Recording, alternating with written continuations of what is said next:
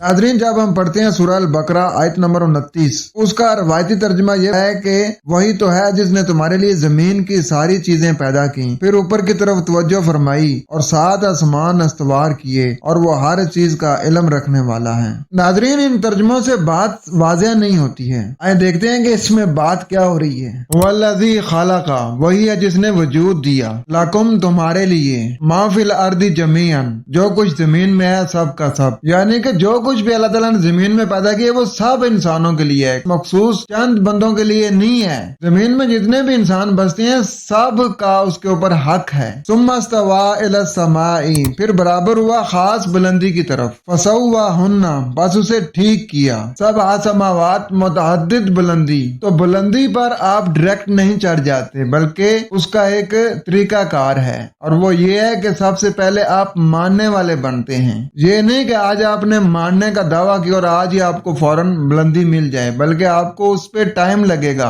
जब अमल के जरिए साबित होगा तो फिर आपको बुलंदियां मिलती जाएंगी। यानी कि जिस तरीके से मुख्तलिफ किरदार होते हैं इंसानों के अंदर, इस तरीके से मुख्तलिफ बुलंदियां होती हैं। उसमें आप जितनी कोशिश करेंगे उतनी आप बुलंदियों की तरफ जाते जाएंगे। याद रखेंगे ये कोई गिनती नहीं है। वह हुआ बिकुल्ली शैइन अलीम, और वही हर शय को जानने वाला है, क्योंकि हर शय का इल्म अल्लाह के पास है और अल्लाह ने हर शय का इल्म दे दिया है। आप उस इल्म को जानेंगे और फिर उससे फायदा उठाएंगे, नहीं समझेंगे नहीं जानेंगे तो नुकसान में रहेंगे। तो इसका रवा तर्जुमा ये बनेगा, तो वही है जो कुछ जमीन में है सब कुछ तुम्हारे लिए पैदा किया, फिर खास बुलंदी की तरफ बराबर किया, बस मुतअद्दिद बुलंदियां उन्हें ठीक किया, और वही हर शय का जानने वाला है। आप दुनिया की मिसाल ले लें, दुनिया में जो भी आप कोई काम करना चाहते हैं तो एकदम नहीं वो चीज आपको आ जाती, बल्कि आपको उस चीज को सीखने में टाइम लगता है, फिर जाके आप उसको सीख पाते हैं। जिस तरीके से अगर किसी ने डॉक्टर बनना है तो उसके भी मुख्तलिफ मराहिल हैं, उन मराहिल से वो गुजरेगा तो फिर वो डॉक्टर बनेगा, क्योंकि इंसान मरते दम तक कुछ ना कुछ सीखता रहता है। लेकिन शर्त यह है कि वो सीखने वाला हो।